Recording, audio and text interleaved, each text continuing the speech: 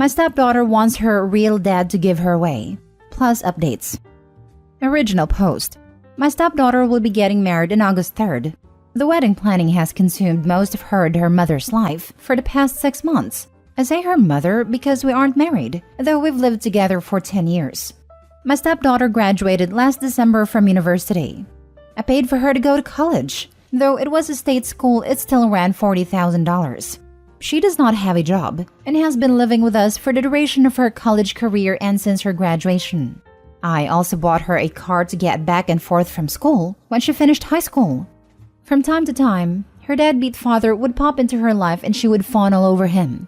Although he has not contributed a cent to her education or paid any child support, she still loves him and wants him in her life, though that is my girlfriend's fault as child support was not part of the settlement. He stays long enough to break her heart by skipping town and breaking some promise that he made her. So, the wedding venue holds 250 people max. I gave them a list of 20 people that I want invited, since I was paying for everything. They told me that was no problem and they'd take care of it. So, I let these people know they'd be getting an invite and they should save the date. This Saturday, I saw one of my friends on this list at a golf course and asked if he was coming. He told me that he wasn't invited. He told me that he got an announcement but not an invitation. He had it in his backseat, along with probably 6 months of mail and showed it to me. Sure enough, it was just an announcement. And my name was nowhere on it. It had her dad's name and her mom's name, and not mine. This led to a pretty big fight with my girlfriend, as I found out that none of my list of 20 made a cut for the final guest list, because 250 people is very tight. I was angry, but not a hell of a lot I could do, because the important people in my life had already been offended. My girlfriend said if some people didn't RSVP yes, I might be able to get a couple people in. But that is an ultimate slap in the face in my opinion. So, I was boiling on Saturday. Yesterday, we had a Sunday dinner with the future in-laws family and us, and a surprise guest, the real dad. At this little dinner, my stepdaughter announced that her real dad was going to be able to make it to her wedding, and that now he'd be able to give her away. This was greeted with a chorus of, "Oh, how great," and "how wonderfuls."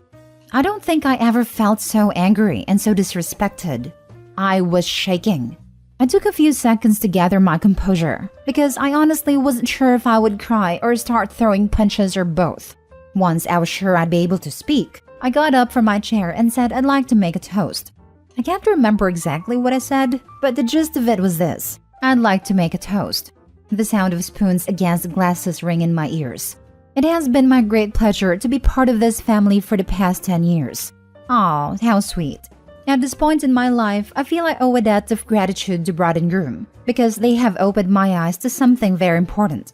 Confident smiles exchanged. They have showed me that my position in this family is not what I once thought it was. And now a glimmer of confusion and shock begins to spread on the faces in the room. Though I once thought of myself as the patriarch or godfather of the family, commanding great respect and sought out for help in times of need, it seems instead that I hold the position of an ATM. Good for a stream of money, but not much else. As I have been replaced as host, both on the invitations and in the ceremony, I am resigning my financial duties as host to my successor, a real dad. So cheers to the happy couple and the path they have chosen. I finished my drink and said, "You all can let yourselves out." Is this selfish? Am I supposed to shell out 40 to 50 grand for a wedding that I can't invite anyone to? That I'm not a part of? I'm so done with this crap. I'm done with my stepdaughter. I'm done with my girlfriend. I transferred the money out of our joint account last night. She has not had a job since she moved in with me. This morning, I called all the vendors I had written checks to for deposits to refund my money. At present, it looks like I'll lose around $1,500 for the venue, but the other vendors have been great about refunding. Now for the top comments before reading the updates. Sir, I respect the stance you have taken and find it disgusting that you would be treated this way after 10 years. The best of luck to you. Ah, catharsis. Seriously, OP, come back in a week and let us know. I swelled with pride listening to how you stood up for yourself. Finally, a good word spoken. Never let others determine your value. I applaud you. This, after 10 years of some sentimental security, if we can call it that, and investment, It takes a great deal of courage for a man to stand his ground and clearly, not passive-aggressively, refuse to take any part of it. It would be totally understandable if they had given even just a small consideration to your wishes. But to leeches like these? Just shake them off your back, man. I would have been even angrier. You paid for her college. You were going to pay for her wedding. And they couldn't even do the bare minimum of inviting your 20 people? That is just pure disrespect towards you. I would get out of that toxic environment right away. I can't believe the mother would do this and allow it. As a woman who got dealt a deadbeat addict horrible piece of crap from my son's father, I'm amazed. I found a great guy who has been there for us. If my son acted like this, I would put him in his place. Real dad or not, this guy has been there day in and out. She could have even opted for both of them to walk her down the aisle. The worst part is, here is this man who grew to love her as his own. So much so that he wanted to invite people he loved to share in celebrating her love, and she basically said, screw that. Didn't even tell him, just hid it behind his back. You handled that beautifully. I'm a young woman with both a real dad and stepdad in my life that I love very much. I've often wondered which would walk me down the aisle. My two dads hate each other, so I worry about offending the other. Would you have felt better if she asked the both of you to walk her down the aisle? As in one dad on each arm? Your situation is probably different than ours. If real dad has contributed time and money to raising you throughout your life, has shared in alleviating the anguish that is bringing up a teenage girl rather than contributing to it, then you should be fine. Ask them both to meet you. Ask them both to do it as a favor to you. No man could refuse that. Very true. Sometimes you have to put your differences aside for the sake of someone else's happiness. My sister and I have a very similar situation. Our real dad has never paid for a single thing and has hardly been in our lives at all. He was and is an alcoholic, and my mom chose to take him out of our lives when I was 2 and my sister was 5, and then she married another man when I was 6. Our last names were switched to his last name, and when my mom and stepdad got divorced when I was 12, he paid child support for us until 18.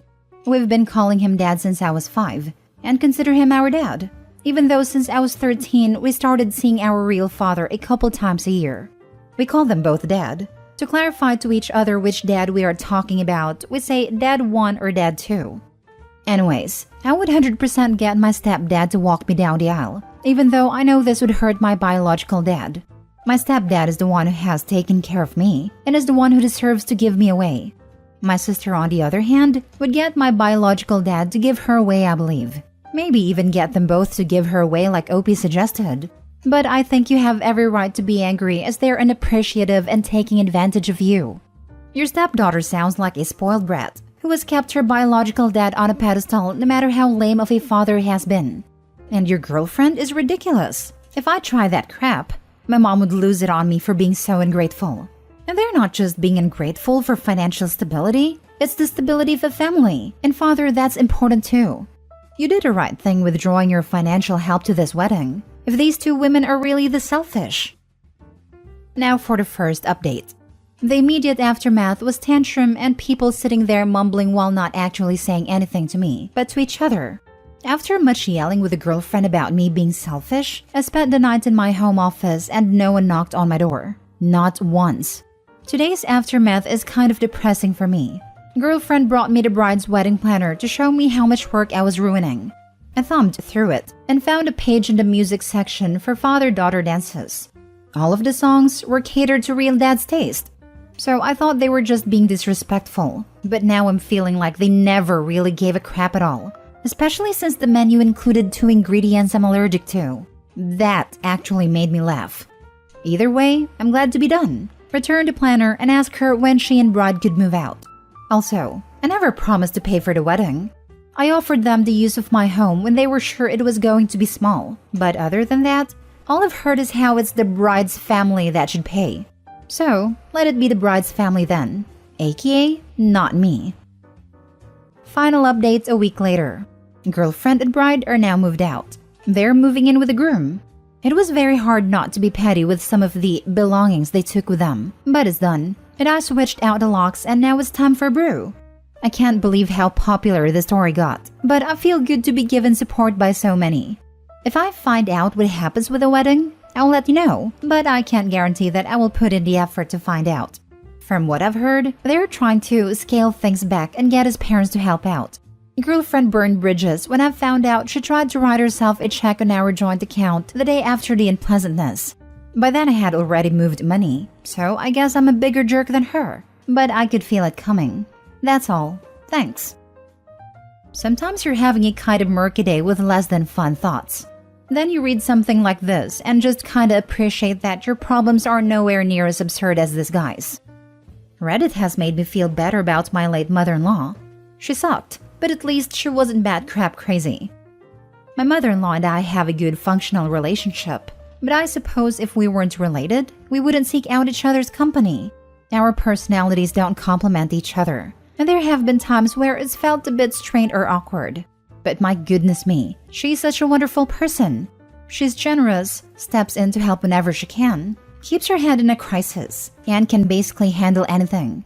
Reddit has made me realize that the people worth keeping close are the good people, not the people you click with.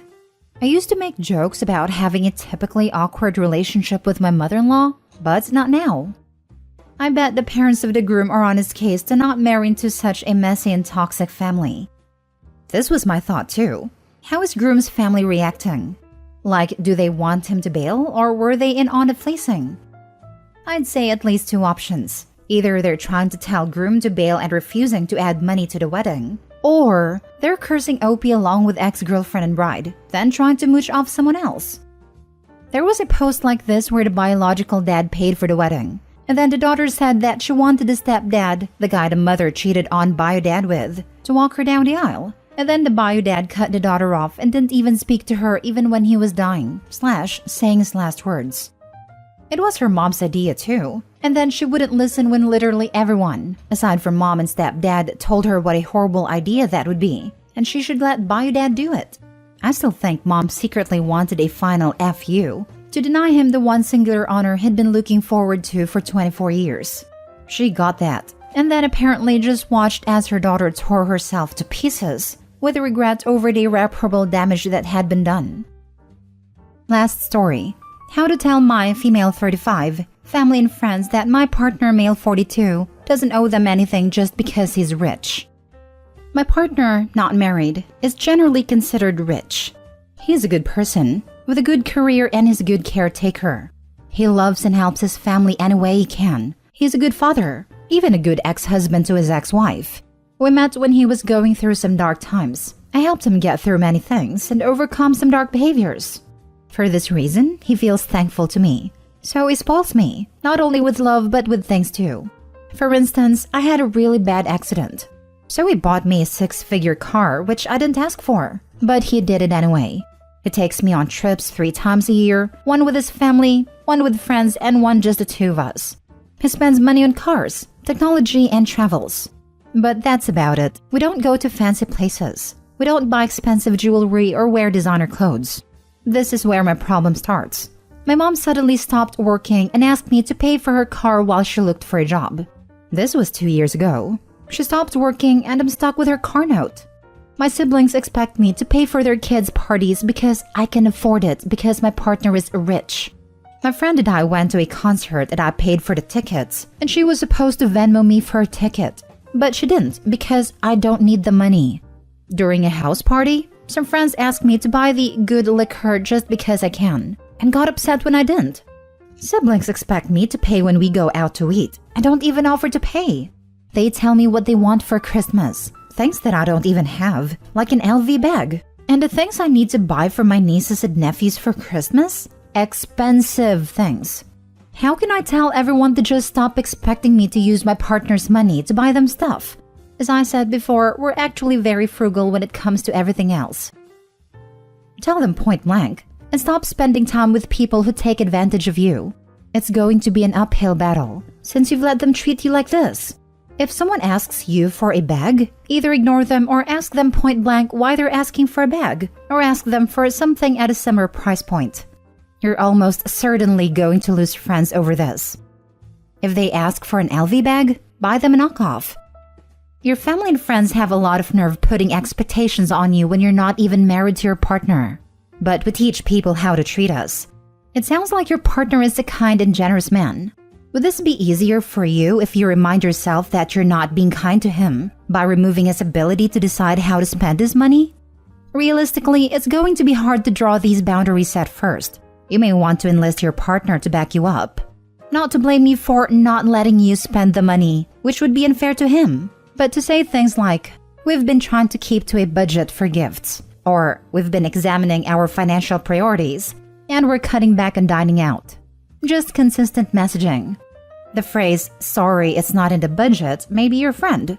It doesn't imply that you don't have the money, just that you've chosen to allocate your funds in other ways.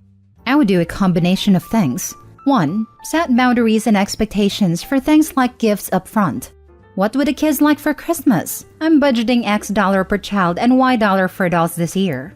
If you're going out to meal with your siblings, don't agree to go to expensive places and ask for separate checks up front or ask your sibling to pay and send them the money.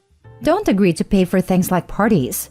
There will probably be an extinction burst where they ask you for even more stuff to see what they can get you to take on. But if you hold firm, they will eventually stop asking. 2. For your mom and her car payment. Well, depending on your relationship with her and her ability to work, you may either be stuck paying off the car and then never agreeing to take on an expense like that again, or having a frank conversation with her about what her plans are for resuming work and taking the payment over again. It sounds like your mom has decided that you're her retirement plan, so you may also need to do some thinking about how you're going to manage that.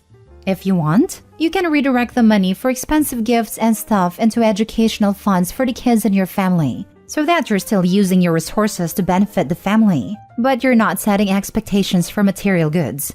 And let's face it, they're going to come to you when it's time for college anyway. Might as well get ahead of it. Thank you for your comment. You have great ideas.